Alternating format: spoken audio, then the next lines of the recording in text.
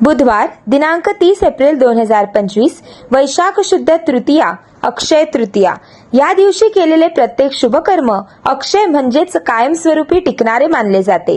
त्यामुळेच दान, पुण्यकर्म, जप, तप, ध्यान या दिवशी केल्यास त्याचे फळ अमरतत्व प्राप्त करते। अक्षय तृतीया हा हिंदू संस्कृतीतील एक महत्त्वाचा मुहूर्त।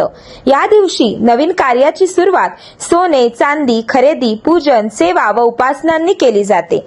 पितरांना सद्गती मिळावी म्हणून या दिवशी मातीच्या कुंभाचे, केळीच्या वृक्षाचे पूजन करून कुंभदान केले जाते। तसेच हिरण्यदान, हवन, तर्पण आणि अन्नदान याद्वारे पितृऋणातून मुक्ती साधली जाते। अन्नदानामुळे आपल्या 42 पिढ्यांचा उद्धार होतो, ऐहिक व परलौकिक उन्नती साधते आणि जीवनातील सर्व प्रकारच्या दोषांपासून मुक्ती मिळते।